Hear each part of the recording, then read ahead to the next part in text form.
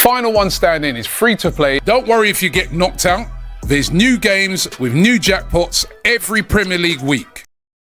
Welcome back to DR Sports, the weekend roundup with myself, AGT. We've got Matisse, we've got Christian, we've got Abby, and we got Nick. Well done.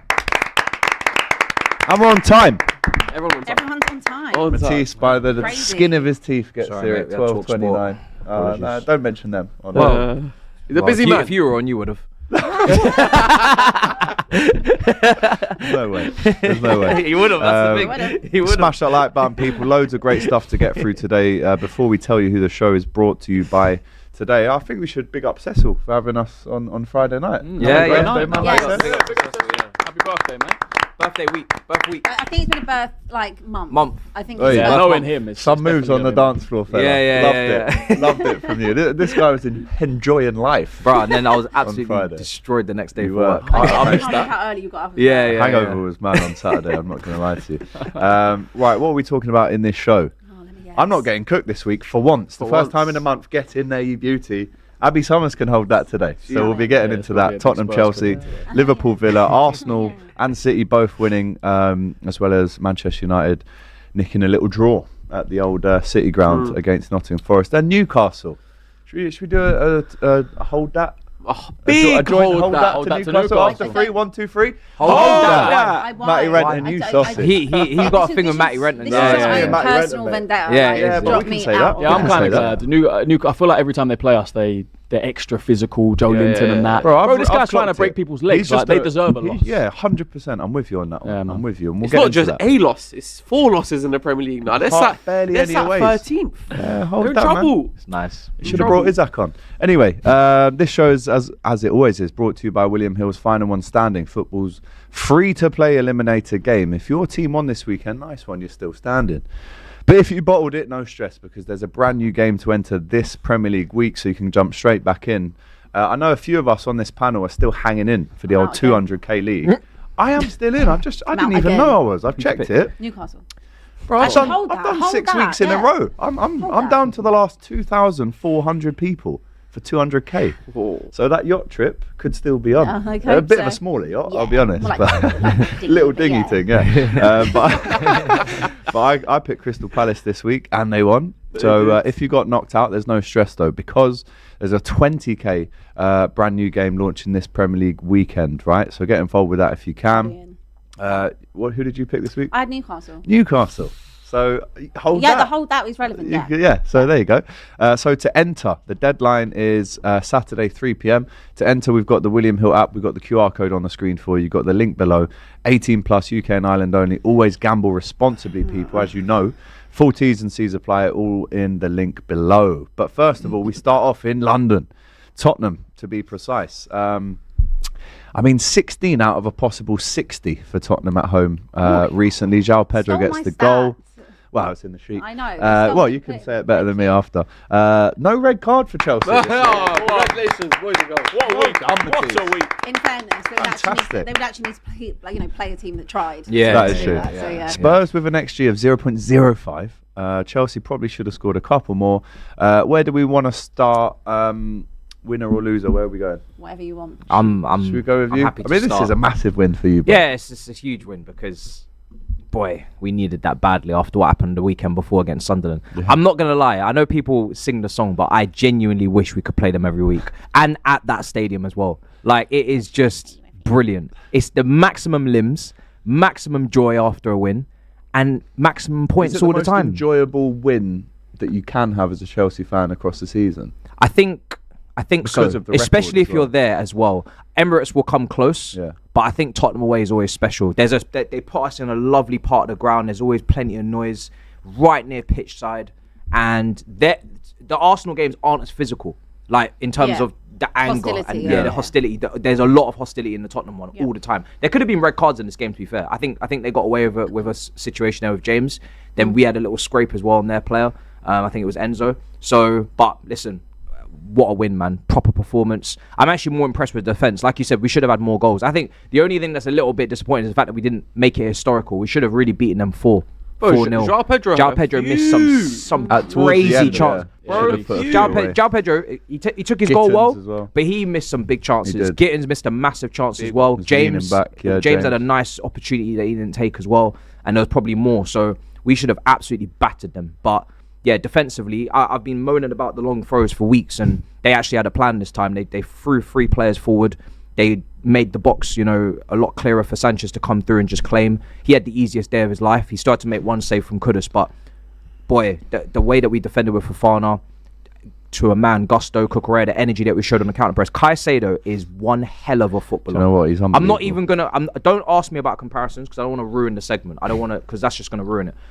But this guy, just on his own, what a player he is, man. What he did for the goal, it just shows. Well, you don't score the goal unless he does that. Bro, he wins the ball twice. Then Neto just gives it away, or whatever he thought João Pedro was meant to be doing off the ball for the run. And then Simmons Then he just runs past Neto and says, "I'll just get it back, will I?" And then he gets it back and he just slides it across for João Pedro. The awareness, Tottenham played a lot of midfielders. Obviously, Bergvall goes off injured. What did you think about the Bergvall concussion? Because he seemed... No, he had to come off. The legs were wobbling, and you can understand his point of view is like, no, I'm fine. No. But with the new rules in place... That's not your call to make. No. And a player's always going to say they're fine because they always want to play. Yeah. But, and I get it, it's London derby's hyped, but you got to come off. But they played Paulinho, Bentancur, Sarr. They tried to pack the midfield, and Caicedo just ran it. Absolutely ran it. Him and James in there, it's ridiculous. But Caicedo just everywhere. Even at the end, he's running down the touchline. He's winning the ball back again. He's added assists to his game, goals to his game. He's a complete midfielder, man. He's ridiculous. What's causing the inconsistency at Chelsea, though? Why are you losing to Sunderland at home one week and then battering Spurs away next week? I think Cole Palmer being missing is a massive thing for us in terms of low blocks. Because against the back fives, we struggle. Every time we drop points against the back five, Sunderland, they were attacking, they were coming forward, we got our goal. And as soon as they sat in the back five, we struggled. Man United, I know you guys play wing backs 10 men after 10 minutes, but there can be a back five there. Palace, same thing. Brentford, I think as well. So we struggle with that to open up teams. And obviously when Cole Palmer's our best playmaker, that plays a part in that. But yeah, we struggle. And we're inconsistent because of the red cards as well. It was like 6 red cards in the 9 games prior to this. Every time you get a red card, you're putting yourself in a position where you're going to be probably on the wrong end of a scoreline. So there's a lot of ill discipline. Delap showed it in midweek with Wolves. I was absolutely fuming with that. He didn't play no part in this game. Crazy, man. I'm not even going to say inexperienced, because when you actually look at the team, Tossen's experienced. He's been ridiculous this season. Not in a good way. Chalobah's experienced now. Cucurella's experienced. James is experienced. There's a lot of guys that have played Premier League football. Pedro Neto, who was not great in this game. I think he's probably the one player that you look at and you think the best thing he did was this sounds weird what I'm about to say, but the tongue action on the bench. Okay, I didn't see that. Big pause. Big pause. No, I did see that one with the Spurs fan. He was giving it. But a bit weird big pause. Yeah, big pause. That. But yeah, Fofana, brilliant in this game. Both the full-backs, Chalobah was good. Midfield is fantastic. Just the attack, you just want more goals. The midfield for me, including Moises Caicedo, was just absolutely everywhere. And I think to close down not once but twice and then set up the goal, it's just he was all over the pitch. So that's something Kante would have done. It really was. From a Tottenham point of view, though, I mean, I watched your video after you got home the other day.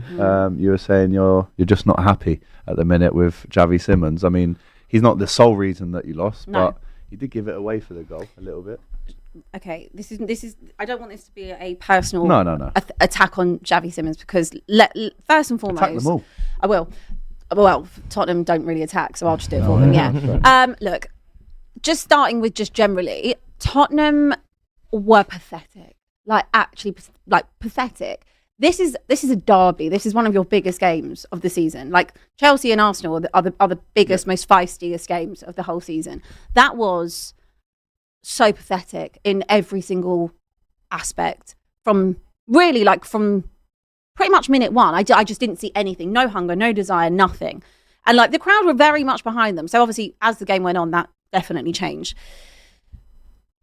I don't want to put this all on Thomas Frank either, because I'm seeing a lot of things online where people are pining for Ange. And That blows my whole mind. Like, I don't know what's going on with this fan base, but you lot sitting there who are pining for Ange and saying it would never happen under Ange, no, because we'd be getting battered like 4-0 and everything would be wide open. He's just got the sack of Forest. Yeah, as well, literally. You know what I mean? This pining for Ange is crazy work, okay? Like, yes, we would have played more openly, but you would have conceded. We would have conceded far more, firstly. Secondly, comparing it to the first 10 games of Ange's reign, well, that was 2 years ago. So the football that you've seen in the last 2 years, is that what you're pining for? Because I certainly ain't here pining for 22 losses again. The home form does fall a bit on Thomas Frank, but it still also goes back before that. You know, it's unacceptable. I don't know what the problem is at home. I don't know what it is. Maybe he's too pragmatic. I don't know. Maybe he doesn't have the attacking options, which is what I think half the problem is. I think he has improved certain elements of Tottenham. I think defensively, yes, okay, we made a mistake, gifted you the goal the other day. But I think overall, he has improved us defensively. Our biggest problem is that we don't create anything. Having an XG of 0.05, I think that is the lowest that's been recorded since for your 2012, 2013. No, I think that is the lowest since 2012, 2013. Yeah. I think that is the lowest since the fourth then. lowest since up to start. It is absolutely not okay. Can I put that all on Thomas Frank? No, not really, because I have a look at the squad and I have a look at the options that are available. I don't really want to bring injuries into this because that isn't really an excuse. However, I've said it every single week, when you are missing your 3 key attacking players in Kulusevski, in Maddison, in Solanke, the next tier down is not that good. And that is a squad issue. That's what he's inherited, you know. Xavi Simons, that was probably a 0 out of 10 performance for me. He is so lightweight. He gets bodied off the ball every single time, whether he's in the 10, whether he's on the wing. Every time Jed got the ball and he's looking for an out ball, where are you? You're standing next to him. If you're on the wing, he doesn't make any make movements a off the run. Ball, yeah. Move yourself. Ball to feet all the time. I was doing my nut. I can't even lie. Like, I'd watch him do that 6, 7, 8 times. It's like, find the space. Thank God you came in with that bid, by the way. The way it's looking, because we could have squandered the money. Now we just get to put it on some other club. On socials at the weekend. No, I actually didn't do any Simon slander. I just called him Simon. I just said he's Simon now. I think Xavi Simons. Xavi should not be his name. Xavi should not be his name. Yeah, he wants to be known as Xavi. No. Like, this guy has no right to claim the name Xavi, okay? Until I see some like attacking magic or spark or anything, just even some movement wouldn't go amiss. Until I see that you are Simon. I'm on board with you on that. Not even Simmons, he frustrated me so much. Man like Sly. You did call him a twig. I saw that. You did call him a twig. Yeah, I remember you saying that. Kudos frustrated me. Kudos really frustrated me the other day. It was kind of like he didn't want to go forward. He didn't really want to do anything either. I feel like Porro was shocking. Porro, Nobles, Jed was terrible. I'll be honest with you, they were all terrible. I cannot praise not one player. The ball's going out of play all the time. Long balls to Sanchez, just lovely claims for him. Brilliant. I've never seen Sanchez. That's the best game he'll ever have because there was no pressure on him whatsoever. This guy drops a clanger most weeks. Where's the pressure? Where's anything? Yeah. So yes, there is fault for Thomas Frank in the way. I know people aren't happy with the way he's set up. I didn't necessarily have a problem with the team that he selected. I like Bergvall, I like Sarr. That's a little bit of energy, a bit of legs for you. Like a little bit of box to box movement. Was shocking as well. There's no build up, no movement off the ball. Really no movement on the ball either. So static. Everyone's going backwards. Obviously the crowd are then absolutely fuming. Do I think at the end of the game when Mickey van der Ven and Jed Spence kind of snubbed Thomas Frank, obviously that's been now spoken. They didn't want to go and speak to the fans. I mean, the fans are going to boo you because that performance was boo worthy. They're booing you at half time. And I'm sorry, but when you turn up like that in a derby, then you just got to hold that. I think it's very disrespectful you don't come over and thank the fans, the fact that they pay their hard-earned money to come and watch you and you put that in. That's not a leadership thing to me. I think there is a lack of leadership in general. I think there probably is a respect issue because to me that doesn't show respect to Thomas Frank. But I would say I just think the level of attacking options in particular at Tottenham is not good enough. Like it's not. When you take those 3 out of it, which are probably not, they're not. It's a lot to take out. It is a lot to take out.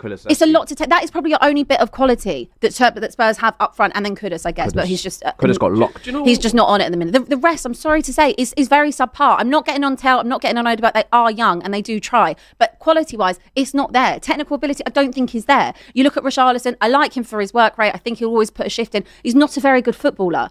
He's just not. So sounds like a lot of excuses. Look how Sunderland set up last week. They played fantastically against Chelsea. They got a result. They knew what to do. Why isn't Frank doing that? Why is he sticking to this system? He's, in my opinion, choosing the wrong team. Why are you playing Berg, 4 midfielders essentially? Because he's always going to have this double pivot. He wants to double pivot. He's making mistakes, and like you say, maybe you say they didn't want to thank the fans. It looks like there's some disparity in the changing room, right? The way they walk past Frank, and I think it was the stare from Frank. The way he kept the glare going on, like it's not okay. With his arms, there's something going on in that dressing room. And as Jed Spencer's walking away, he's kind of throwing his arms around, like talking to himself, venting out to himself. That doesn't look good. And Van de Ven was supposedly your captain on the day. Yeah. Van de Ven, you don't associate Van de Ven with that, but he seems like a model professional. Yeah, do you know what I mean? I'm sorry, like doing that on the pitch in front of the cameras. Okay, but the level of performance, your own individual level of performance, you can blame the system all you like, whatever. Was it Conte's system that was problem? Andrew's system, Pochettino's system? You also have to take accountability as a player. I'm so sick and tired. As footballers, they were shocking. They were shocking. Forget the system. They were shocking. Some of the weight of pass, the decision making. The way they were just playing it into just Cucurella's channel, Porro constantly. The lack of imagination. Every time, just long ball into the box. Long throws, we dealt with them. Set pieces. That's all they had. Nothing in open play. All they had was when Cucurella got shook from Spence when he went like that to his face. Had, But that was funny. That was good. I just think with Thomas Frank, people are very, very, very, very, very quick to be fickle and change opinion. He was not my first choice. I said that from day one. Who was your first choice? I would have preferred to have someone like Iraola. That would have been a little bit more attack-minded for me. I think he's probably got bigger plans than Spurs. Who? Iraola. Probably. And Glasner. Quite possibly. But Thomas Frank is a good manager. He's a good manager. He's meant to be a manager that we've seen at Brentford, who is tactically astute. He's adaptable. He made brilliant players at Brentford. And Mbeumo being one. Vissa being one. Who were we talking about before? Ollie Watkins being one. Like Ivan Toney. Like he has managed to create very good attacking players. So I think that everyone just jumping on this Frank thing at the moment is crazy. You've got to give the man time. Like he can only also work with what he's got at his disposal in an attacking sense. I'm sorry, but if you also look, I even forgot about Brennan Johnson because that's how relevant Brennan Johnson is. Aren't you going to congratulate him for his 100th Spurs appearance? Crazy work. 100th? Crazy. Brennan That's Johnson, quick, isn't it? Already? That's rapid. Yeah. Standards. These are the standards. Yeah, but they played about 60 odd games last season. Yeah. Quick question on Thomas Frank, because I agree with what you said. I don't think you can put him on him yet. But and I go back to Xavi Simons, right? So you signed him that was your biggest summer signing? And Kudos, but money-wise, Xavi Simons is more expensive, right? So I think personally he's a 10. I don't think he's a winger whatsoever. He's not. He's not got the pace in the Premier League to be a winger. So when Maddison is back, when Kulusevski's back, you've got 3 number 10s, and one of them is your most expensive signing of the summer. I don't get that. And that's got to be 4 number 10s. To be honest with you, you have 4 number 10s. Xavi, Madders, Kudus and Kulusevski. And with the pivot options that he likes to play, then Sar's got to play as a 100%. Absolutely. But I mean, my favourite team hooked on Bentancur and Paulinho. I'm not surprised your build-up was shocking. Yeah. For as great as Paulinho is off the ball, he doesn't do nothing on the ball in terms of progressing play. No. He's a very simple passer. So you have to play someone next to him that's creative, and you don't have. I mean, he doesn't tend to. He doesn't you want don't that. really have many creative, deep players. I don't think. No. Not like ball carriers, but you don't have. You would. I mean, passes. I think in an ideal world, you would probably lose Bentancur, but he won't do that. Yeah. But I would need say like Maddison fit to play in a exactly. deeper role. But I think the idea obviously of Xavi Simons as well is the fact that Maddison is incredibly injury prone. If you look at the amount of games he's missed over the last 2 seasons, Kulusevski is also has suffered long-term injuries as well. So bringing him in was the fact that neither of these players are coming back anytime soon. Kulusevski was estimated to be back in November. Yeah. Still haven't really had a date on that. Maddison is not going to be back until probably March. So Xavi Simons coming in, he would have been in that 10 role. He doesn't do anything in the 10 role. He doesn't do anything. I have to say, he doesn't do anything on the wing. He doesn't do anything in the 10. No one's showing for the ball anywhere on the pitch. So what you meant to do? I agree with you, Abby. I think you can't really get onto Thomas Frank here at all. The players have got to definitely take some accountability. If I'm Thomas Frank, them two who, Jed Spence and Mickey van der Ven, who, almost disregarded the handshake, they're in my office 9 o'clock Monday morning. Yeah, 100%. The kind of situation that we're in, I'm pretending I'm a Tottenham fan. We need players like you to be on your game, show a bit of respect to the fans, like you say, who have paid their hard-earned money, it's not my fault. I can work with what I've got, but you guys need to step it up. And to do that in front of the cameras, I think that's an absolute disgrace from the players. It's an absolute disgrace. The home form. And if anything, week's wages. Well, if you're going to embarrass me like that, when we're all in this together, we're all pulling in the right direction, week's wages. Both it's a proper bad look. Old school, week's wages. I just wanted to add one more thing, right, about the Thomas Frank thing, because people love to look through rose into glass as well. I remember Mauricio Pochettino's first season at Spurs, we were having a really bad time. I remember going away to Villa, and I think we were 1-0 down. He was definitely getting sacked that night. He brings on Harry Kane, takes off Soldado.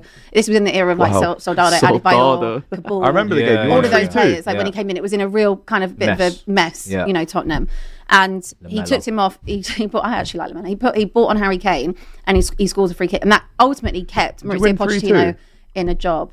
Can't remember, but I think it was 2-1. Kane was still wearing the 18, wasn't it? It was, it was like literally one of his first seasons. I think it was 2-1, but that kind of changed the trajectory of where Mauricio Pochettino was going, because he was getting sacked. He was getting sacked factually after that game if he didn't win it. So I'm not saying it's the same.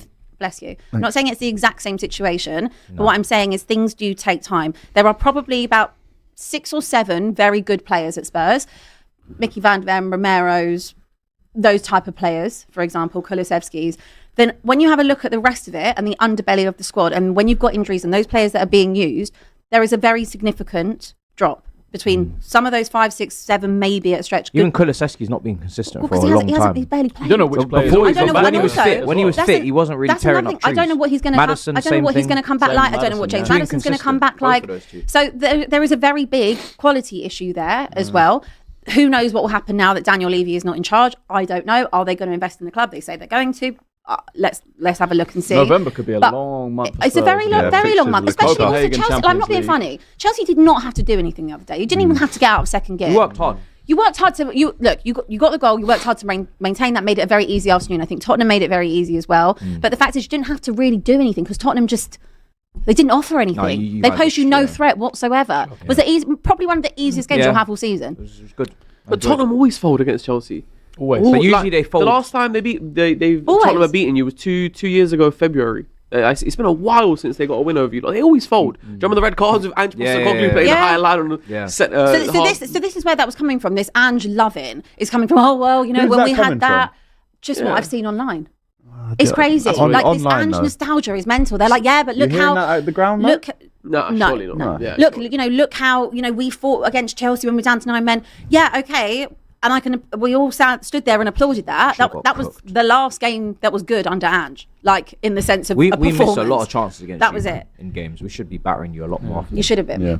There are 4 fixtures after tomorrow, Copenhagen. You've got Manchester United, Arsenal away, PSG away. If he gets no wins out of those 4, is it maybe Frank out? No. I've heard fans saying it already. I know they are. They are saying it. I think they're delusional. I wouldn't say that. Weirdly enough, us away from home is much better. It's just the home games that I'm. So you just beat Everton. You were the first team to beat Everton away. We're much better away from home. I don't know what the problem is. Yeah, we did. That wasn't a very good. I think your midfield suits away games. Yeah. When you need a lock picker and Simon says is not saying anything. Simon don't say nothing. Then you kind of will favour the situations where the team's going to come onto you and you just break on them or whatever. There's a bit more back and forth. If you're dominating at home, possession wise. I genuinely I don't really have words for this month because I actually don't see where the next who you got next win comes from. We've got Copenhagen at home. What about Prem? Arsenal United after the break. United at home. Arsenal after the break at the Emirates. Yeah.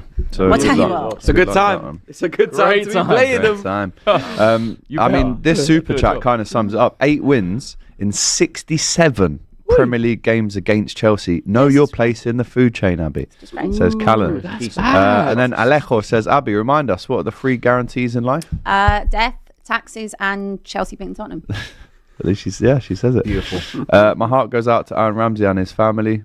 Yeah, it's really sad about the dog. So heartbreaking, man. And then I think he's terminated his contract and moved back to. That is so sad, man. Big him up and his family. Akin says, Marcheat, any comment on Delap Jackson? You've already slagged him off, to be fair. So I don't know about.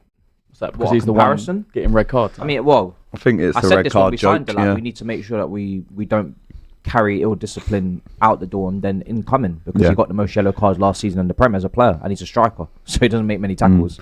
So where those yellow cards coming from is coming from these MMA little fights that he likes to get himself into when the ball's nowhere near. He was doing that for Ipswich though, wasn't he? But it's applauded until people realise you get to a big team, you're not actually having any effect on the game. You're just doing it just to keep yourself entertained. It's almost like Ramsdale. When Ramsdale saying, I can't concentrate, I need to always be interacting with the fans. It's like as if he's interacting with the other players on the pitch just to keep himself concentrated. That Ramsdale interview was the start of the end for him. Akin says, no way Flex and Robbie are not here when we win. Shameless in my opinion.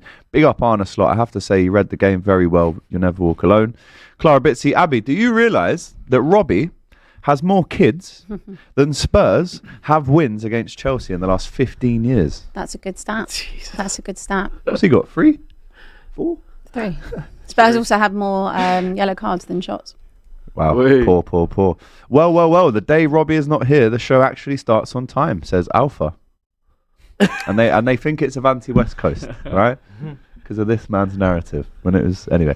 Why is Abby frustrated? By her logic, she should be happy Spurs lost. Donating 3 points to Arsenal's closest rivals is what they're about. You may as well not play them either, AGT, says Dash. Arsenal's closest rivals? Yeah, I'm not sure. Abby, don't blame Mickey van der Ven, says Juno. Can't wait for Rice versus Caicedo match up in 3 weeks, says Steve. Liverpool didn't beat Villa. Villa beat Villa. Yep. Says Philly's Barbershop, mate. Slippy GG, what's that about? Yeah. Do y'all think teams are going more set pieces instead of open play because VAR can go back to say, well, was that really a corner or a foul? We'll get onto that in the Forest game. Pavanjit, fun fact, Arsenal have only lost 6 more league games than Tottenham in their respective new stadiums. Arsenal moved there in 2006.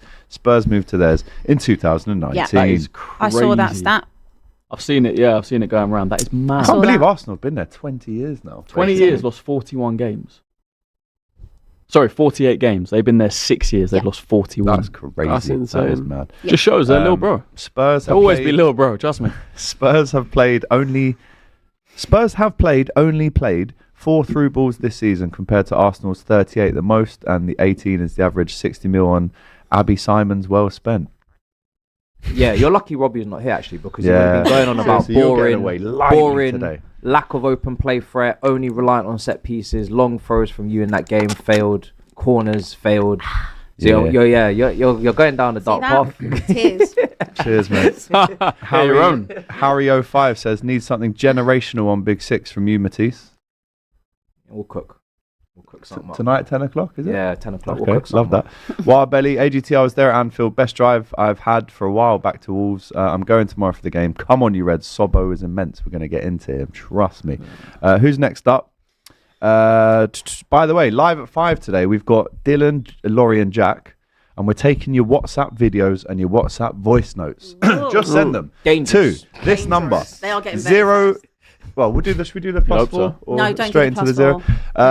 07856 408 351 is the number that you need to send in your voice notes. We are vetting them. We're not just playing them blindly, by the way. Yes. So you can't be saying all types of madness. Who's got the tough task of vetting them? That would be Haas, probably. Wow, yeah. Haas could see some crazy A couple things. probably slip through the net, I'll be honest. But scan on the screen right now to get your voice notes in, your videos. We did it last week. It was very good fun. It's a nice interactive piece there. And make sure you got clothes on. Yes, fully clothed. One guy, yeah. I mean, Haas probably was going on last week without the clothes, but seriously, make sure you got clothes on, because there was someone last week who didn't have clothes on. Didn't.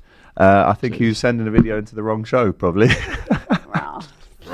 But anyway, let's move on to Liverpool 2, Aston Villa 0. Liverpool's first clean sheet after 10 games. Goals from Salah and Gravenberch made it a win for Liverpool, and it just feels great. Like I said, I had one of the best night's sleep in a long time on Saturday night. I didn't expect us to be back. We're not back, right? But it was better. It was a step in the right direction. It was a clean sheet. Mo Salah's 2-2 now. And I'm just over the moon with the overall... No, there was a couple of blips in the performance. Shut up, Haas, man. Telling me to move on already. The joke's been done. Just let us... You're holding up the show, bro. Still funny every The more time. you say that, you're holding it up. Dibu Martinez, you absolute clown. Yeah. Onana, you absolute clown. You deserve to lose that game. Hold that. Unai Emery. He's the criminal in this one, I'll be honest. The blueprint was there. United showed everyone how you can get at this Liverpool team, and Villa just tried to pass at the back, pass at the back, pass at the back, pass at the back. They made a few mistakes, like they just got away with it, and then he's Emi Martinez is not even a ball playing goalkeeper at all. He's not good on the ball at all. Yeah, why would you? I don't know. Salah gets a stat pad again. What? Just a question on Salah. It is a great finish. No, great finish first time. Hold on. Just no. This is good in it. What are we doing here? Great finish. Sorry, I know. I'm sorry, but great finish. We're not having that. He's in the right place at the right time, and he makes it look like an open goal. But actually, if you look at it back, Martinez and the defender are both expecting him to pass it across to Gakpo for a tap in. And he kind of wrong foots them, gets it round was it Konza, I think, maybe, or Torres? And it's a really good finish. And I like the fact that he barely celebrates. I like the fact. Don't celebrate. Little hand up. 250 goals now for Liverpool. I mean, it's so rare that any player, Arne Slot said after the game, it's so rare for any player to score 250, but to do it for one club. I mean, the graphics team must have had that loading for a while, that 250, and it finally came. Great finish, and on Salah, he looked wicked in the first half. This is what I was going to ask. Are you seeing performances, or is it just these stat padding goals? Look, his performance in the last month has been shocking. We know that, but the Saturday night's game was the first game in ages where I've gone, okay, he scored a goal. He does that without playing well, but he actually played really well in the first half. Some of the touches, Luka Dean got absolutely shredded up by Mo Salah in the first half, shredded. And if he's on form and we're playing the ball into him at the right times, I saw a few little drag backs. He's doing nice things. He had 4 players around him. He's dragging himself out of trouble. I was really happy with Mo Salah. I really have to admit. And again, we're not back. This means nothing if we don't, get a result. Does that give you more confidence going to Madrid? Yeah, 100%. And then going into City as well. 100%. Yeah. How are you feeling about Trent? Well, we'll get onto that because we're going to preview that a little bit more later. But it's just a question. You could have just said, all right. No, we'll get onto that. So I've got a full bit for him. Don't worry about that. Okay. Trust me. Right, 8 minutes. No, I'm joking. Get the second goal. A little bit of luck. 100% a little bit of luck. But we needed that. Yeah, a little bit of a luck. But again, once you stride through into that space and you're outside the box and all the kind of passing options are closed off, you take a shot, deflection goes in. Again, at Villa though, and I know it's not to take away from what Liverpool did, but again, Villa trying to pass it out the back when like Christian said, the warnings were there. But that's because Liverpool's press was good. Our press hasn't been good for a while, and we they were passing it out for the back. Clear it out. We know Liverpool can. I know you might say he's not been good for a while, but we know that's a strength for Liverpool. It's been that for like 10 years. Robertson has to be a starter now. Yes, there's no. I don't want to see. I don't really care, but if I was you, I wouldn't want to see Kirkes for a few weeks now. I agree. At least international break. Next 2 games, Robertson's playing. Matisse, do you know what? Pretty much the whole team was better. I'm not saying we were perfect, but in goal, Mamardashvili makes an unbelievable save from Matty Cash, which will give him a lot of which will give him a lot of confidence going forward. I think Alisson's still out for the next 2 games. Conor Bradley was brilliant.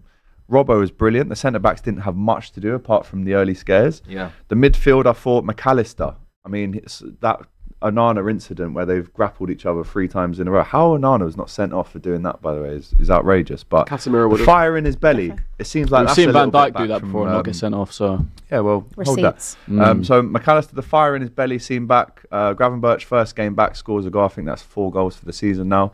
And I have to say, once again, Dominic Szoboszlai, man of the match for me. This guy was the first to press. He's the first to run back if we need him. He's the first to be available. He obviously puts the assist in for Ekitike's offside goal. Easily Liverpool's best player this season. Easily. And he is a future captain.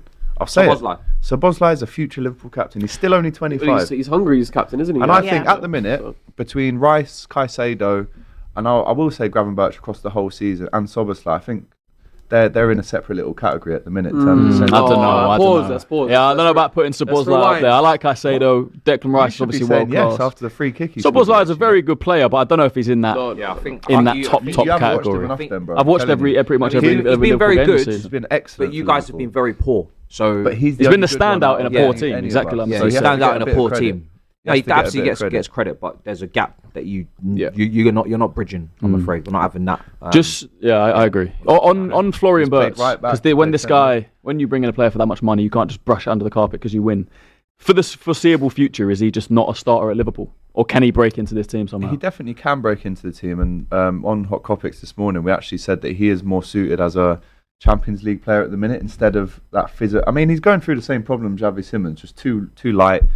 You just get shrugged off the ball a bit too easily. I mean, that nutmeg, He's just stud rolled it through him. It was embarrassing for Flo. But he came on for the last 15 minutes. Close your legs, brother. This isn't London Bridge. Get them closed. But look, overall, to take the positives away, I think there was loads.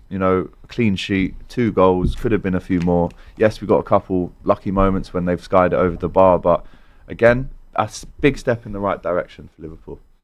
And then midweek, Trent. Can we talk about Trent now? Is Trent going to play? Because I think he's. I don't think he's guaranteed to play. I think he might be on the bench. Valverde starts at right back, to be honest. Yeah. But if he comes on and gets a free kick and scores, that's all we really need from the occasion. He's going to get booed. Are you going to go to the game? You're going to clap him? Get booed. Of course, I'm at the game. Absolutely going to get booed. Listen, the atmosphere that he's going to get, and again, I actually don't believe he does start in this game. And actually, Xabi Alonso has. So like when, let's say, Arsenal play Monaco in the Champions League at home on a Tuesday night, Monaco will train at the Emirates on like a Monday night, won't they? Yeah. So last year, Alonso came to Liverpool with Leverkusen. They used our training facilities, not even the pitch. We gave them our training ground. I remember. Smoked them 4-0. This time, he's saying, we're training in Madrid. I don't want 200 cameras around us. Smart. And we're just going to go straight into the game. So they won't even train. They'll get here on Monday evening. I think I actually know the hotel they will be staying at. So got a few fireworks left over, lads. Hey! To be fair, we did that last time, 2 times ago, thinking it would work, and we lost 5-2. So just don't do that again. But bro, of course he's going to get whistled. He's going to get massive boos. Rightly or wrongly? I don't think the legend of Liverpool. No, just it does matter. It does. He's a legend. It's going to happen either way. When my legends come back, only love. My opinion is he's going to get a tough time. What's your opinion? Is that right? Are you saying what am I going to do? Is it right? Yeah, what are you going to do? I don't think I'll boo, but I'll be. The verbals will be there. What's the verbals? What does that mean? I won't boo, but I'll definitely give it a few F-bombs. Shouting in answer to your question. Yes. I think booing actually might be better. I think so. Yeah, this guy's a kid that came through the ranks, won the Champions League, the Premier League. I don't expect any of you to relate. No, You're going to give him verbal. Let's just not get back into this because we're not allowed to tell Liverpool fans how to feel. Crazy. Let's not. But yeah, he's getting it, man. He's getting it. I can't wait one if day. he even plays. One day he'll write a book or he'll do a doc and he'll speak about this. And he spoke about it. Bro, he's one of their biggest legends the other night. Period. He's one of their biggest legends. Honestly, ever. If he scores a goal, it'll be unbelievable. He won't celebrate. He's already said he said he won't celebrate. I mean, you got if he gets booed, a winner, Abby. You know what I mean? A winner? You got to be on the pitch. Give it an East side. Just maybe do this if you can. He's done that one before. I've seen that one at City. No, that one at City. Remember that one? If he brings that out, okay. He said he's not celebrating. Yeah. Or do you know what would wind them? Do you know what would wind them up? Little wink. Listen, he's getting it tomorrow night in football terms. It's a shame if he doesn't play. Because there is a chance he doesn't play at all. I don't think he'll start. Because I don't think he'll start. If Valverde starts and Madrid, he's been injured for a while. So if Valverde starts and they're defending the lead, there's no need to bring Trent on. Yeah, he hasn't been starting in the league. I think even if he was fit, Carvajal, if he was fit as well, would have played ahead of him. Carvajal is the better player still, yeah. Unless Xabi Alonso wants to do the sentimental thing, the media thing, and throw him in. But I think it might. No interest in that. It might even be worse if you bring him on as a sub. Do you know what I mean? Imagine the atmosphere then when he's on the sidelines, coming just by himself. If you're winning 1-0 and Anfield's quiet and you bring him on, you're just riling up the whole fan base just to literally go up against you. Whereas he would just back. He'll just get the boo when he's on the ball if he starts. It's a little bit different. I think just him on the sidelines. I think he's in for a shot, and his brother, who's been doing these Twitch lives or whatever. Leave him, man. But he's been dressing up. Carve out a career for himself, man. Maybe we'll even get him on the show one day. Hey, Haas. It's we weird. get Trent's brother on the show. What? He's a content creator now. I've seen bits. Talk about dressing up as a schoolgirl. To be fair, Can you imagine always Trent's make brother it. on the show? It's very weird. Should we do it? Alex, would you be alright with that? I'm not in that day. Trent's brother. No, I'm not in that day. I'm not in if that happens. So that works. I'm We not need in if Liverpool that fans. happens. I'm not here Get Doyle. next week, so maybe Doyle's a little bit you're more going forgiving next for some Yeah. reason. Trent's but- brother could come on. Let's reach Bro. out. Let's reach Let's out. just move Let's on, just mate. reach out. Let's That'd be move on. quality. I'm going for a Liverpool 2-1 win though. Beat them 2-0 last year. Are we doing predictions for that right now? Yeah. Oh. We're on it. I don't think we did Spurs Copenhagen, but okay. Well, we do that, 3-2 Real Madrid. Nah, we didn't do that. Shut up. Real Madrid look really good right now. 3-2 Madrid. 3-2 Madrid. I think Mbappe gets a few. Mbappe. 3-1 Real Madrid. What about Trent? What about Rodrigo, Vinicius, Bellingham, Mbappe? What about all these guys? Vinicius, I have to say, that looks off it. He looks very off. I don't. They're top of the on league. it though. Huh? They're top of the league. No, Vinicius does. No, but you're saying naming all these players. They're still winning. Yeah, still got No, I know. I'm just my point is with Vinicius. I think Vinicius looks very unhappy. I think it's very difficult for Mbappe and Vinicius to both shine in the same team. They both want to go left. They both want to drift left. That's where they both do best their work. Yeah, Vinny literally built up that whole main character in the attack, main man type thing. When they won the Champions League, Dortmund at Wembley, right? He's built it up. He's had brilliant seasons. He's gone through all the Benzema, abuse and everything. He's playing against us. And then Mbappe just comes in and he's like ahead of Ronaldo in terms of quickest to however many goals in 45 games, I think it was. I saw a stat. I'm just like, yeah, Vinny. This is the thing. You can't have too many cooks in the kitchen. Nope. And we're seeing that even with Liverpool's attack with Isak. I know it's early days, but it's like, for all of the quality that you throw there, it has to actually be compatible. And really, both of those guys want to be on the end of chances, and someone then needs to create. Every single goal, every single assist that Güler has this season has gone to Mbappe. How mad is that? But he's a playmaker, so he wants to create for him. Like he prefers the pass to the shot. But for me, in that scenario, Vinny should be like an M&S kind of thing. Do you know what I mean? Like, do you remember when MSN? Sorry, I was going to say M&S. Oh yeah. But I don't think they're not those type. Like Neymar was naturally a playmaker. But Messi is a playmaker. But Vinny for Benzema was Suarez at Liverpool. He loves to create. But Vinny for Benzema was. I know Benzema's a very different profile of striker where Vinny can bounce off him. He's an 18-year-old. But Vinny should. But the way Vinny was creating for Benzema, he should do the same thing. When you hand someone the baton, they're not handing it back. I know, but Vinny's not even a batsman. I know in a relay race usually would, but Vinny's the last man. He takes the baton, he finishes the race. He's not handing that over to anyone else. Yes and no. He's not really a batsman like that. I'm not saying he scores a few, but he's not like 30 plus goals a season. I'm not saying he's Neymar, Messi talent, but I'm saying in here he thinks he's that guy. That's his issue. Remember, he didn't turn up to a Ballon d'Or. Yeah, I know. These man, you know how arrogant these men actually are. They don't turn up to a Ballon d'Or because they don't think they're. And he had to apologise the other day, didn't he? And he had a go at Xabi Alonso. What are you doing? Neymar he said, Santos. I'll leave. And then had to come out a couple of days later and said, I'm so sorry. And then when he came back out, he had to go at Lamine Yamal as well. It's like, bro, what are you doing? Even Suarez at Ajax, was he not a winger? Yeah, he was cutting in a lot from the left. His debut for Liverpool, he's cutting in off the left. Suarez. Was it Rory Mackay up front when he was there, or Huntelaar maybe? Huntelaar. Maybe it was Huntelaar. I think it was Huntelaar. I think timing wise, it's probably Huntelaar. But yeah, there's so much to deal with. But come on, Liverpool, you absolutely must. Next game is Arsenal. 2-0 win against Burnley. Excellent defensively once again. Another set piece. Goal scorers Gyökeres and Rice. Big up to Rice as well, because he dedicated the goal to his auntie who passed away. And I thought that was a really special celebration. Yeah, so, sure. shout outs to go to him and his family. But Arsenal have only conceded 3 goals in the Prem now. I mean, the goals, the second goal was beautiful header. The first one, I mean, it seems like Gabriel is going to be your highest assist and potentially goal scorer this season. Yeah, it could be. Would you care? I don't care. If we win a Premier League, I couldn't care less. Yeah. But it was actually a really good performance. First half was some of the best, I think, football we've played this season. I think Gyökeres, that was his best half in an Arsenal shirt. Shame he had to go for half time, but apparently he felt something muscular. I don't know what it was. And yeah, Declan Rice, I think man of the match, head and shoulders man of the match. I was on Sky Sports this morning and they were talking about Rice versus Caicedo, and it was the whole debate. And I'm not a guy that's going to be like, yeah, this guy's... I really like Caicedo. I think he's a top quality player. And I'm just glad we get to enjoy them both at the same time, and they're both, top players. But for what Rice does, I think he can do the 6 role in terms of breaking up play, winning the ball back, progressing it forward. But what he can do in the 8 as well, like he's the definition of a box-to-box player. If you look at the second goal we scored, we are defending a long throw. Rice is in his own box. 10 seconds later, he's scoring a header in the opposition box. Like, that is the player he is now. If you want him to do the 6 role breaking up play, he can drive with the ball. He's an engine. Like, this guy gets fitter as the game goes on. It's ridiculous to legs, see. 90 minutes plus is unrivaled. It's mad. He can shoot from outside the box. He's making his trademark, that kind of out to in whip now. We saw it at Old Trafford, saw it at Stamford Bridge a couple of years ago, Newcastle last season.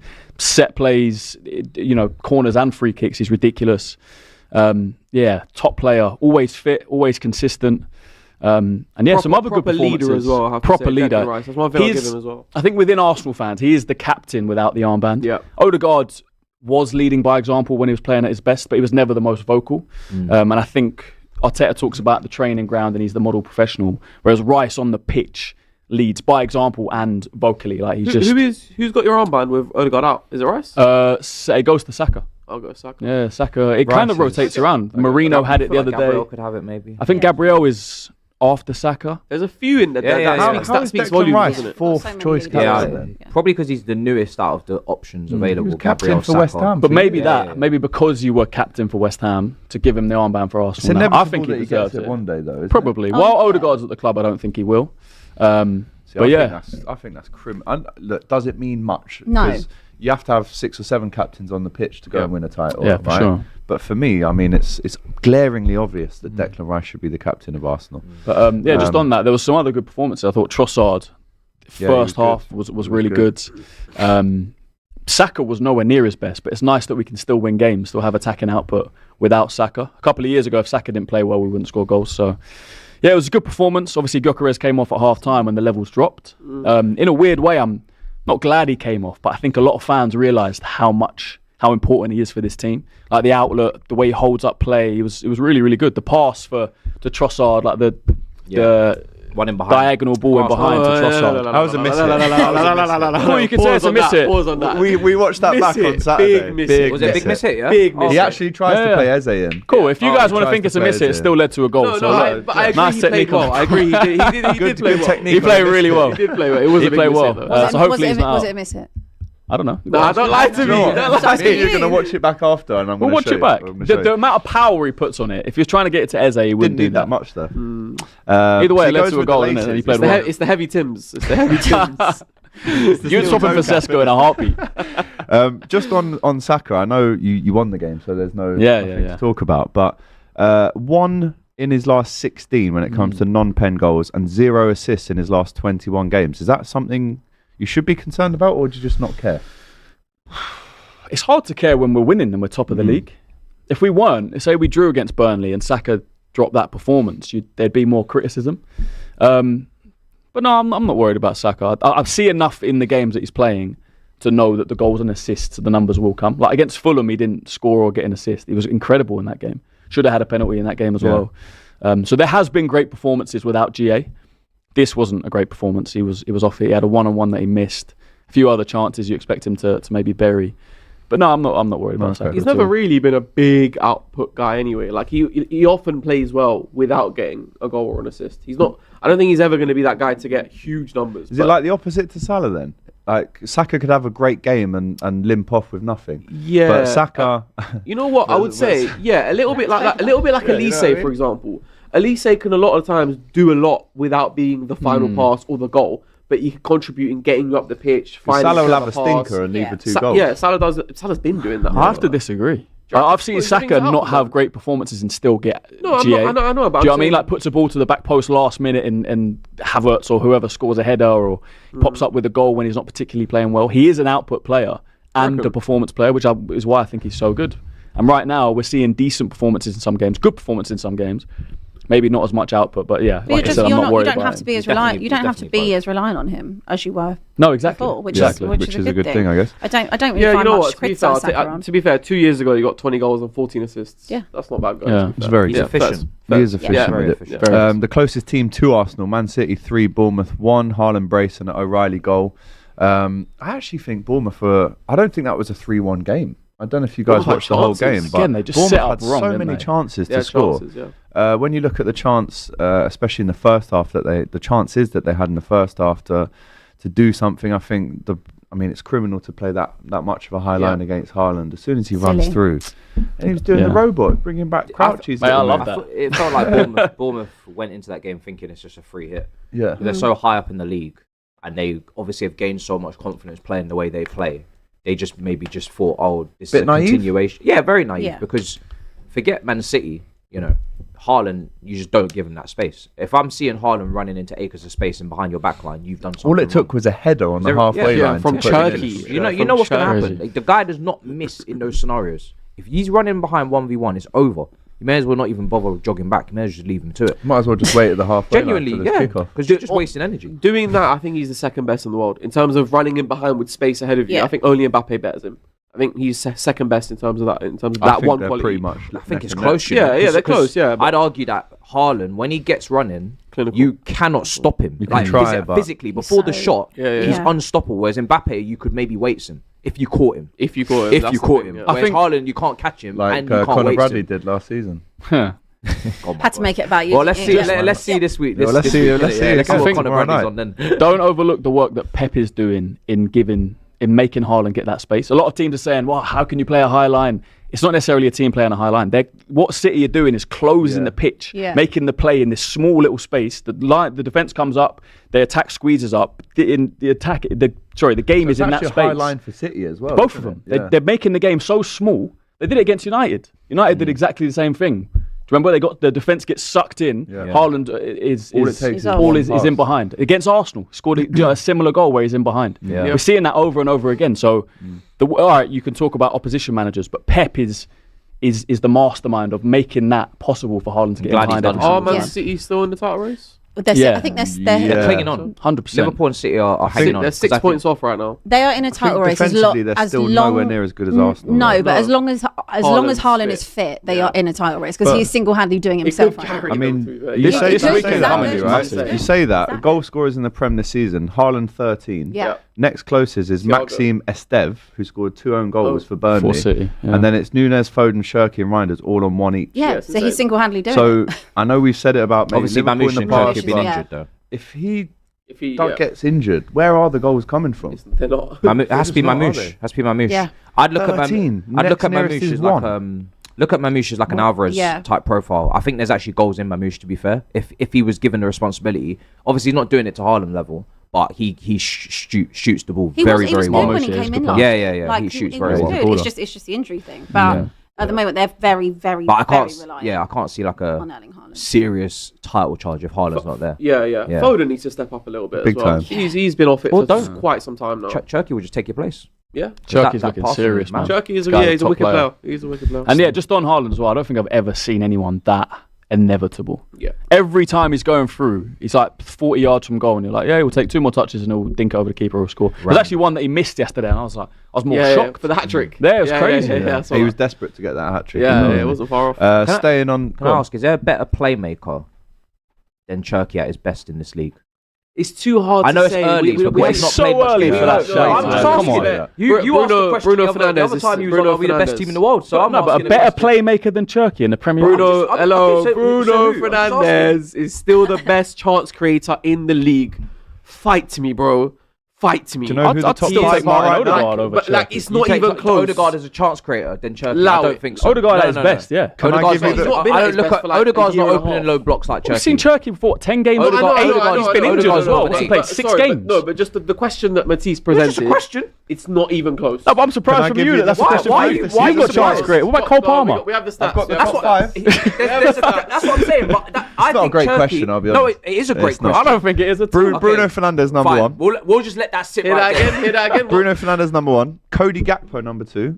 Jeremy Doku, Foden, and Grealish. Hold on. No. Chances created in the Premier League this season. Stop. I don't want to hear the rest of this. You just said Cody Gakpo. Get this out of my face, yeah? Dash that laptop, put it on the floor. Not interested. This is just numbers. If you want to pay for numbers based upon fitness and maybe how many times you received the ball. We've not seen enough though, bro. I'm saying use your eyes. Don't give me the stats right now, guys. Use your eyes based upon what barely played. Bro. Now let him land. Hold on, let him land. Let him land. We've watched Nations What League. airport are you trying to land at? We've seen Cherky before. It's not. I'm just. It's a question. I didn't say. I didn't say I think he is, but I think at his very best, it's gonna be a conversation. He's gonna be in that conversation.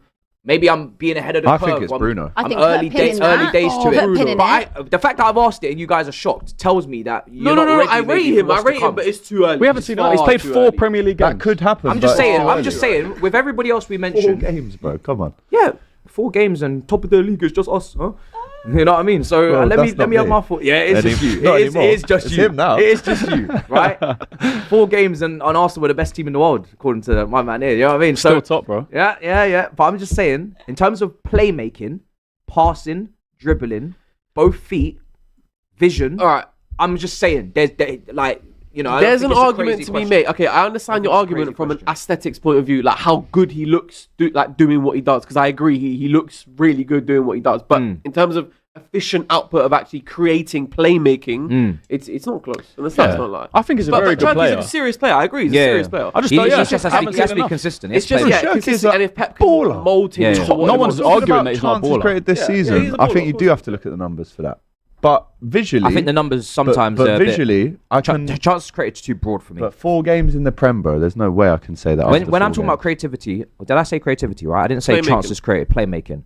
You can playmake from positions where you're not getting the chance created. So let's not dumb it down. Yeah. These people are smart listening to us, right? This is football. You can chance create from the 6. You can chance create from wide. You can be the pre. I'm saying playmaking. I'm not talking about chances created. The final pass to the shot. So do you think he's the best playmaker in the league? I think he's right up there. I think he's top 3. Definitely. Okay. Staying on Manchester, Nottingham Forest 2, United 2. Controversial corners left and right. Should have VAR intervened in those? Goals from Casemiro, Gibbs-White, Savona and Ahmad. A great volley at the end to secure the draw for Manchester United. 10 points out of the last 12 for Amorim. But are you still disappointed you didn't actually go and win that game? So it was there for the taking at the end. All right. So I'll get the negatives out of the way quick. Right. So the 2 goals we conceded, it just shouldn't happen. The one thing I'll say is I think we should have tried to stop them at the source. In my opinion, Forest were getting crosses in far too easily, and there was too many crosses coming in, being spammed in. Inevitably, 1 or 2 of them, you're going to get it wrong and they're going to score. So that's one part of it. The second one, it's just one of those, like, it was a mistake from Yoro, from De Ligt. Who do you want to pin the accountability on? I don't really know, but it's a mess in the box, and they're the quickest to react. The Gibbs-White one, Ahmad back post, I can't really blame him because he's not a right back, right? This is the thing with playing right with wing backs as sort of wingers. They're gonna be vulnerable when you're gonna have to defend. But Ahmad versus Gibbs-White is taller, he's stronger, he's gonna win that. So that 5 minutes of chaos was a real negative. But in terms of am I disappointed overall? Yes and no, because the win was there for us to go and get it. But I'd actually also say that I think this is the best Forest have performed all season long, and we still got out of there with a point. It's been a decent start for Deitch. It's been okay. It's not bad. I thought against Porto he didn't look good. I know they won 2-0, but I didn't think Forest looked good. They don't care. But yeah, they don't care. Yeah, it's the results that matter. So yeah, on that front. But I think, look, you go away to Forest and you score 2, you want to get out of there with the win. What I will say is Cunha, Sesko and Mboma were largely ineffective, but we still managed to score twice and score from set pieces. I'll take that. The Ahmad finish is unreal. It's an unreal finish. And he loaded it up and finished it. Great. It's not actually the worst result for United. No, it's not. I think on a run of 3 wins in a row, I was expecting them to win. But do you know what I mean? But not losing, not deflating that balloon completely. Tough games coming up. It's not a bad result at all. I think it is for you. Ahmad. Huh? Yeah, it is for him. Geezer trying to cut his hair. Bro. Yeah. But Diallo strike as well, like you said. Edge of the box, left foot volley. That right there is the good and bad of Ahmad playing right wing back. The good is the chances he can create for you, the quality he can show in the final third. The negative is when he is defending his own box, he's not the most natural, right? He's not going to do it for you. One thing I will say as well, right? And you said it right at the top there. This whole thing about controversial goal, did it go over the line? I actually don't think the whole ball was over the line. But okay, yeah. But my thing is, it only gets as much attention because Man United were the beneficiaries of it. Yeah. It doesn't get talked as much. If it doesn't go in, no one cares, of course. Yeah, Sesko had a shot that was clearly a corner, given goal kick. Who say we wouldn't have scored from that? Yeah. Do you know what I mean? These ones, sometimes they go your way, sometimes do you know what I mean? don't. And Forest should have switched on because the second week in a row now where a corner was given that shouldn't have been given, and they conceded the header as well. So easy. Defensively. And last season, that Murillo and Milenkovic partnership, you couldn't win headers like that. I mean, to be fair, Sales was a different guy last year. To be fair, Murillo, but both of them were actually good in this game. I know in that one instance, Casemiro wins it fairly easily, but they were actually good. And you know what? Fair play to Casemiro. I thought for another week again, he was really good. It's mad that he's still going, isn't it? Yeah. And obviously, Jamie Carragher, the whole leave the football, and he's now back playing for Brazil. Like, it's mad. If you're Ugarte, you need to be having a serious look at yourself in the mirror and saying, how is this fella who's 30, whatever, starting over me? Ugarte is not. And rightfully so, he is starting over him. But you'd have to have a serious think about Ugarte is not good enough. And on that note as well, big shout out to Eddie Anderson, because we already knew how good he was, but in this game in particular, and I think the midfield, the fact that Man United only played 2 in midfield helped him, but he was unreal. Yeah. Apart from Bruno Fernandes, he put the most final balls into the most passes into the final third. Yeah. So it was brilliant. On Kobbie Mainoo as well. Yeah, it's not even getting off the bench. How does that feel, kind of, as a United fan? There's nothing. I don't know how to explain this one because there isn't a position for him. Yeah. Quite simply put, there isn't and it's kind of like you kind of forget about it when you're winning.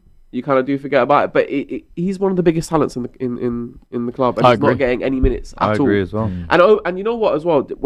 I was looking at the bench during the game when it was 2-1, thinking who can come on and change this.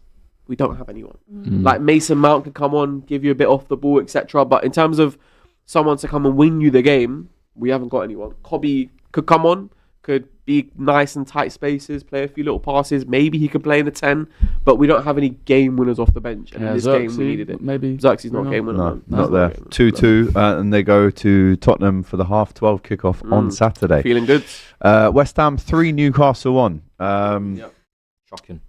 Shocking. And you know what? The game was almost there for the taking for Newcastle early on. When they scored that goal, it had come just after Jared Bowen hits the post. But after that, there was a period where you should just be going to try and kill the game now. I think the team selection was wrong from Eddie Howe. A lot of Newcastle fans that I saw online are sick and tired of Joel Linton starting every game when you've got a Lewis Miley, when you've got a Jacob Ramsey, who they obviously paid a lot of money, progressive, ball-carrying midfielder. I do think the gimmick of Joel Linton has worn off for me. Like, what actually do you do apart from going around just booting people and getting away with it, by the way? Getting away with all these especially yellow cards. What else do you actually do, bro? But it's not even just that, because I do have respect for what he does. Like, it's needed sometimes. It works up when until you've a got point. when you've got Bruno Fernandes and Tonali, you already have a very physical. Bruno Guimaraes. Sorry, Bruno Guimaraes. Yeah. Sorry, you already have a very physical midfield. You don't like need three. you got enough brute force there and quality that they have them two there in terms of on the pass, etc. You don't need Joe Linton. Like, if you're away at Liverpool, City, I get it. But in the final against Liverpool, perfect. Yeah, but it worked perfectly for Newcastle. When you're going to West Ham, it was shocking. Yeah. I know they got a new manager. Big up Freddie Potts, though. Yeah, no, but the West Ham fans have been calling for Potts big up to play. Potts, because his dad and his brother played for West Ham. Yeah. And he's making it 3 out of the Potts family. Got man of the match on his Premier League full start and he was a shoe size away from scoring on his Premier League debut. He was offside. He was good. Did you see the replay? It was literally, his boot was like that over. That's a really good win for West Ham. If he was size 8, he would have been onside. But massive win for West Ham. You know, it's the first win, I think, at home since February. 3 goals in the end. A bit of controversy for the last one, but he should save Paquetá. But as well. Also nice to see that. Yeah, he definitely should have saved that one. Nice to see them actually do or get a win without Jared Bowen necessarily, scoring. Yeah, Lucas Paquetá, I think, stepped up. The left back, Malik Diouf. He's a talent. I've got a friend who supports West Ham who's been talking about this guy since the start of the season. So, yeah, there's quality in that team. I'm looking at that team now. I don't think they'll go down. I think there's too much quality. I think if they can put a run together, and I think Nuno's a good coach to coach this team and this batch of players, that's a great result. Yeah, no one predicted them to win this weekend. What were we saying about Elanga for Newcastle? Great result. I said it when 55 mil. I said it when he signed. That's not a good signing. He is literally capped. I talk about these wingers that are capped. When you see them have a good season, like Garnacho or Elanga, capped, not tapped, capped. They are counter-attacking into space wingers. If you're going to be a big team and you're going to go up against blocks and you're going to be up the league, Champions League, these are not the wingers you spend money on. They're just not. How is Elise going to Bayern Munich for less than Elanga's going to Newcastle? Yeah, that's insane. Crazy. Now, I know obviously Paul and the law of attraction, all that, but listen, Elanga for 55 million is absolute blasphemy. I said it at the time. People will say, "Oh no, it's fine." Because no, he had a it's good not season. Fine. Yeah. It's not fine. It's crazy work. So I don't know what. Brendan Johnson's another one again. No, that was criminal. For me, winger is so obvious to see who's capped. We've grown up on proper wingers in this league. Pires, Hazard, Ronaldo. We've seen unbelievable wingers. We can see capped wingers from a mile away. It's mad. Technically, he's just not really at the levels. Like you said there, like why he was so good for Forest is because they sat back and transitioned. Yeah. And go and on the counter break, like Elanga's unreal. He's rapid as hell. But when you're against a low block or even a mid block when there's not space to run into, Garnacho, I don't agree. I think Garnacho's got a bit compared to Elanga, but Elanga's he's struggling. Like you say, 55 mil. Yeah. And it's not apart from Walter Mardi. I don't think Newcastle. But bro, Gordon off at half time. Premier League, he's been awful in the Premier League. No goals or assists in 18 games. Yeah, for Gordon. shocking. Is that in the Premier League? I mean, Asula's coming on at half time for Walter Mardi. Was he injured? Voltamada, I don't know why. I saw he went off at half time. I think it was tactical. I had him in my FPL team. And I think it was. Big up Jacob Murphy. The only positive they can take away from that is that Malik Chow looks like a very good player. He does look very good. I'll be honest, he looks like a top centre-back, which actually probably got missed amongst the whole spree of getting in all these wingers in the summer. So Big defeat that for Newcastle away from home. Just can't buy a win. But again, shout out to West Ham. That's a massive win for them, and the belief that Nuno will get from that is huge. Brighton 3. Brighton 3. It's got no team. Who did they play again? Brighton played Leeds at home. I mean, yeah. I pretty much expected that score. Yeah. Leeds away from home. Poor. Rooney's called for Welbeck. Rooney's made the call. He's put it in his podcast. He said he should be getting a call up. This guy didn't start last week in the Carabao Cup against us because they had 2 or 3 big chances in that first half. If that was Danny Welbeck instead on the end of those, we might have been 1 or 2 they down. So many. Yeah, you're right. So great player. What a professional still be doing this at his age. Yeah, with Danny Welbeck and the World Cup shouts.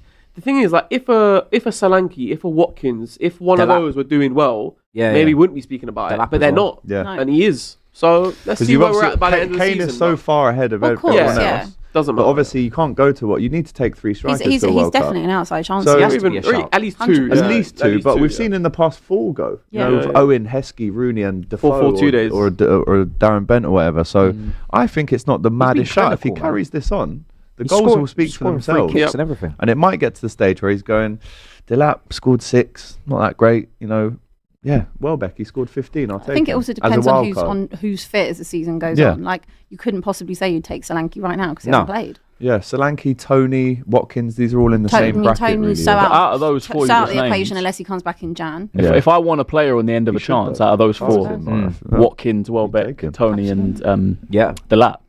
It's Danny Welbeck. Watkins has been poor this season. Ollie Watkins has, Crystal Palace 2-0 winners this weekend as well, which again is a big result for them against Brentford. What a header from Mateta, by the way. I love it when it's a headed assist for a header. It was a nice header. I wouldn't say what a header. No, it was a good header. That was a glanced it into the it was a good header. It's a good header. It was really good. I didn't watch it and go, what a header. It was a good header. I watched that and went, what a header. It was a good header. He meant that. It wasn't like the opposite pass. He meant that one. He meant that. Come on, man. Bro, that was a good header. It was good. It was good. Yeah, I've seen it. Yeah, wicked goal. Nathan Collins underrated, do you think? A little bit. I think he's getting his flowers. He's playing for France. Yeah, I think he's getting his flowers. If he was English, there'd be no doubt he'd be going to the World Cup. 100%. 4th goal in 2 home league games. Nathan Collins, I have to say, it's a good finish, but just at the wrong end. But 2-0 Palace, and they'll be buzzing with that one. Fulham 3 Wolves 0. They've now sacked Pereira after another defeat on Saturday. They had to play with 10 men for a very big chunk of the game. Again, once more, I'm so impressed with Harry Wilson. What a finish. He scores bangers only. He just gets bangers. 8th defeat of the season for Wolves, and they're already in advanced talks with former manager Gary O'Neill and I know your boy. I heard this. Eric Ten Hag, mate. I can't way. In the equation, apparently. No, he wouldn't. I can't see that happening. No, he wouldn't. Surely not. Nah, you can't go. You can't go from Ajax United to Wolves. I know you went even by Leverkusen. You can't. I know you went Leverkusen, but Leverkusen is still back in the Prem. Yeah, David Ornstein. Wolves. No. He's not going to bro, Wolves. he gets memed. I know. He ain't going to Wolves. He gets memed enough. Imagine if he's the one who gets Wolves relegated. He's not going to Wolves. Wolves should have stuck with Gary O'Neill in the first place. He was sick for them. Yeah. I don't think it'd actually be a bad appointment. No. What, to bring Gary O'Neill? To bring Ten Hag in for Wolves. Nah, that'd be He horrible. won the FA Cup and the Carabao Cup at United. Horrible. Don't do that. I don't know. You sound like him. You sound like him. You want Wolves relegated. I kind of want to see his interviews back in the Premier League. Bro, every interview, man will be like, oh yeah, there's a lot of gaps in midfield, but FA Cup, 2 years, bro. Talk about the midfield. Ten Hag's a character, man. I'd like to see him back. He wasn't a character though, man. He's boring. Maybe for you. I think for rival fans. Bro, he didn't stop mentioning the offside against Arsenal for about 7 years. I know. So do we think that Gary O'Neill gets that job if he's in advanced talks? From a nostalgia point of view as well. I think the fans would give him a boost. Yeah, but also he's literally proved that he can get a bit of a reaction out of them. He's done it once already. And like you said, I don't think they needed to sack him in the first place. I think it was criminal to sack him in the first place. But big win that for Fulham. Sunderland Everton tonight kicks off at 8 o'clock. Quick score predictions. The Jordan Pickford derby. I'll go 1-1. I like that. Yeah. Sounds about right. Actually, I'll go 2-1 Sunderland. How about that? They got the on a Monday night. 2-1. Mackham's. 2-1. Sunderland win, they go second. I know. Mad. Actually, up the choppies. Change your mind. I'll go 2-1 Sunderland. 2-1. 1-1. 1-0. Okay. Let us know in the chat. Quickly run through these score predictions for the Champions League as well. We've done Liverpool, Madrid, Slavia, Prague, Arsenal. Score prediction? Yeah. I think we'll change it up quite quite a bit. I'll go 2-0 Arsenal. Should still win. Hopefully another clean sheet. Yeah, 2-0. 2-0. 3-0. 2-0 from me. 3-0 Arsenal. 3-0. Tottenham, Copenhagen. Are you at home? Ooh, you're at home. Yeah, it's worse. Away, isn't it? Oh, you're at Copenhagen's home. a great Come away on. day as well. Surely. We Hey, played them in the Conference League last year, and you was laughing about that. Them 3 p.m. kickoffs, and I'm in Denmark. Copenhagen, did you? Copenhagen's yeah. nice though. If you Remember, can't you beat... got No, when you hour, went to Kazakhstan, wasn't it Kazakhstan? I went to Kazakhstan, That I was went to like a Denmark, I What's went the to one we Sweden, PM What's kickoff. the I went to Have Poland. you never seen my teeth when he dressed up? Listen, oh, I it was was so 3 o'clock iconic. kickoffs, I was over there. That's commitment, man. On a Tuesday. I was clashing with the show. I know it Becoming a was. problem. You couldn't do it both. Oh, I don't know. I really don't know. I beat think them. Spurs win this. Come on. 2-1 Spurs. I'm going 3-1 Spurs. I really just, I really don't know. I don't know where the goals are coming These from. guys Yeah, are I'm saying going Bodo 3-1. Glimt. I don't know where the goals are coming and from. Copenhagen. No, but it's not that. Where You're are playing the Conference Tell League. me. Who's gonna score? And Tell you're me. struggling. Well, the Brennan, draw is the probably. draw. Where is the goal coming from? Probably struggling. Brennan's Tell me back where the post. goal is Shouldn't be in coming this from. competition. This is how you know they I shouldn't didn't want to here. be in the competition. I just shouldn't be wanted the here. trophy. Yeah, but you shouldn't be here because if you're Well- not capable of being confident against Copenhagen's and Bodo Glimts, you shouldn't be Mark, here. where You're gonna are my mess up the goals? coefficient. Where are my goals coming from? You're going to mess up the Tell me where my Bro's goals are coming worried from. about the worried about the coefficient. coefficient. He wants that fifth place. That might be why he gets in again. Because the I want that Spurs being coefficient. rubbish. I'm sick right now. I hear it. Spurs in this Actually, competition. sorry, I need to change that because I don't know where I'm getting 2 goals from. 1-0 Spurs. 1-0 Spurs. I'll go Spurs. 1-1. Spurs in this they're like the meme with the army guys, and then you got the clown. Yeah. That's like Spurs in the Champions League. Yeah. I'll go I don't know 1-1. what you're laughing at. It would have been the same if you would have been in it. Yeah, true. I'm going 3-1 Spurs. You've got to beat Copenhagen comfortably at home. 2-0. No, it's 2-0. not about. Saar can score. If he plays We just go Saar, Saar. Saar can box crash. PSG Bayern Munich. Because I literally think to myself, No, where are they that's a coming big from? game. Saar can score. Repeat of the 2020 final. You know what? PSG Oh, that could be haven't- goals and goals and goals. Yeah, but no, PSG haven't looked good so far this They season. haven't. They've had a lot of injuries. They've not really been at it. Strasbourg looking good. Bayern, on the other hand, Great have been game. on fire. Like 15 yeah. out of 15 wins. Yeah, that's what I mean. Is that what they're on? Yeah, they're I'm gonna say Bayern continue doing what they're doing. Wait, who's I'm at gonna home? go 2-1 PSG at Bayern. home. You're at home. I'm going to go 3-3. 3-3, big one.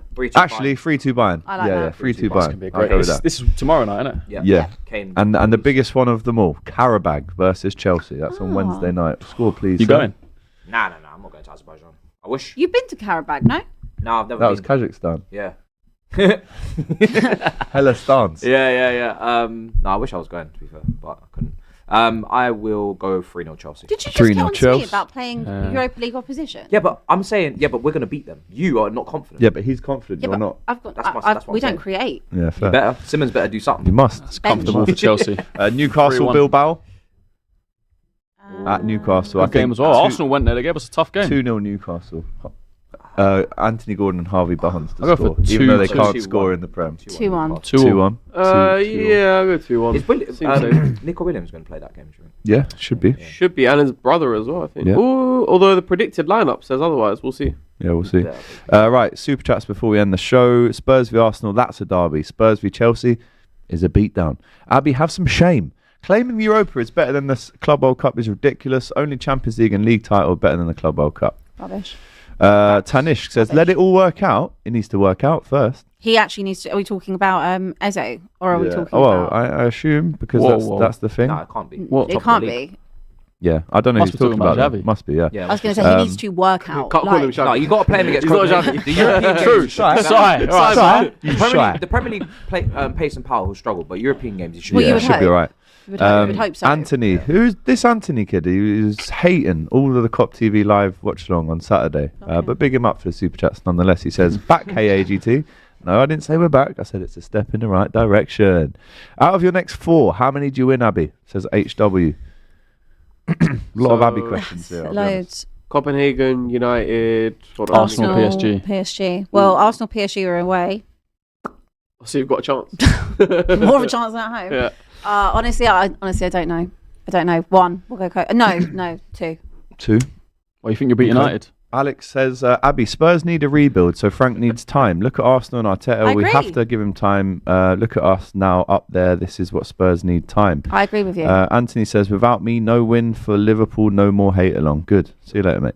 I'm. Update. It seems like Kudus is not training. Oh, dear. Oh, it's late. no good. It's Yeah, it's late. Training, so. I'm patiently Cool. waiting for Matthijs. Cool. Declan over Should we do Moises, says Kerwin. predictions again? Robert Sanchez isn't getting enough credit. Top goalkeeper. Really? Mongazy went from let it all work out to getting dog walked out of your own ends. Also, can this United guy stop claiming that Chelsea has no goals in other shows? I said after Sunderland, I said I don't see where the goals come from. Again, though, like you created more chances, but you should have taken more. Yeah. So I stand by it. You don't have clinical finishers, but you do actually score goals. But it's it comes from everywhere on the pitch. Can't blame Daniel Levy. Who do you blame now? Says Anthony. I'll just rattle through these. There's so many to do. The attacking quality in Spurs CFC game blows. Said you can always tell he's American with the kind of that blows, dude. That blows. Jackass.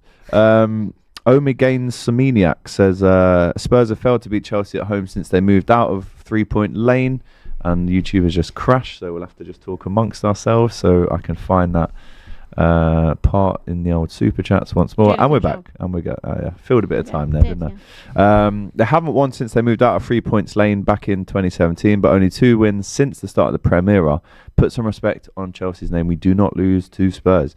Palhinha would replace Casemiro like a glove, says MMA Takedown. Ronnie Dodge says we have to get revenge on Spurs for Europa on Saturday. Let me be honest, Manchester United fans. No matter what you do, you will never get revenge over losing the European Cup final to Tottenham. Never. I don't think you can ever rewrite that, because that is just the lowest of the low, bro. I'll be honest. Who is Greg says, firstly, thank you for last week, AGT, Matisse and Abby. It was a privilege. This is Big Greg, who was in last week. Sorry, read that again. Remember the tall scout stuff that I brought with me? Secondly, the LFC fans inside Anfield were amazing. Mo Salah and Slot under heavy criticism, and the fans singing their name constantly. I did hear that. Obviously, I wasn't at the game. First home game I've not been at this season, but yeah, the Arne Slot chants were ringing around, and that's why you don't listen to the online fans. You go to game, mate. Yeah, go to game. I don't care. That brother is from Train Effective. What does that mean? Oh, content I've done for another brand. Oh, is it right? Yeah. Hold that. AGT makes Liverpool fans sound like horoscope girlies. The way he overhypes Liverpool's minor details. Amazing finish. Didn't say that about Gavin Birch. Mercury is in retrograde, so Sob is Gerrard. What? I will be sounding like Usher with my booze to 66, says Greg. Not this Trent obsession again, AGT. Just ignore them, says Ben Gamer. No, the fact that he said that as in like everyone's obsessed with talking about it. I just need to ignore you. That's what he's saying. He went back to Anfield. Of course, it's going to be. Spurs have lost 41 games. Yeah, we've done that one. Big up, Ed. Why don't we talk about Man City's owners complicit? Oh, I'm not reading that one out. Everyone's going after Salah when the golden boy Saka's only got 2 league goals. London Nomad says Liv v City loser is 100% out of the title race. It's a decent point. It's obvious that Big Gabby should be the captain for Arsenal, says Steve. Angry Christmas baby says watching Spurs is like watching America in the World Cup. Boring, slow and lack of quality. They're out there just guessing what to do next. Kofi says I'm a bit behind, but I've got to say the panel has been great today. No unnecessary arguments, just a great flow. Great show. Thank you very much. Thank you very much. I thought you were going to slag us off there, but nice one. Nico Gonzalez says Farouk. Chicken Dippers says AGT, did you see the video I tagged you in on Twitter of Jota's mate doing the marathon in his honour? Yeah, that was unbelievable. And Ruto was on the side giving him a hug when he finished. Abby, your team and ball knowledge is trash. Oh, this guy's got it out you're for you, man. Weirdo. You're an absolute nice one for watching, mate. But yeah, keep sending the money in. Cheers. Yeah, it pays us all. If the bottom of the table stay as is from now to the end of the season, which player would you guys take from each team? Oh, question. Probably none of them at the minute. No. You definitely take someone. Hold on. Or off the scrap heap. Matisse, thoughts on Rob Sanchez this season? He's just said people need to relax. He's been good, yeah, not that good. Because it was not that February good. to March. He was literally dropped for a whole month. Yeah, not that good, mate. Elliot Anderson from Nottingham Forest. If they go down, they won't go down. He said if the bottom three stay the same now. And they're in the bottom, are they? The bottom three. And Gibbs White's and Jared Bowen. Bowen from West Ham. Paqueta. Yeah. I'd actually look at Diouf. Yeah, I'd have a little look at Diouf. I'd have a look. Can we all agree that Saliba and Gabriel walk into any team in the world, and the Arsenal team is already a top 10 defensive oat? Yeah, sure. Right, just a quick reminder that this show is brought to you by the final one standing from William Hill. I am still in the 200k game, so make sure that you pick your teams by Saturday at 3 o'clock. There's 20k up for grabs this weekend, and if you're in the 200k league as well, you can still do the 20k league simultaneously as well. So the deadline, like I said, 3 o'clock Saturday, 18 plus, UK and Ireland only. Always gamble responsibly. T's and C's apply. Of course, we'll be back on Thursday to preview all the Premier League games and look back on the Champions League games that have happened in the week.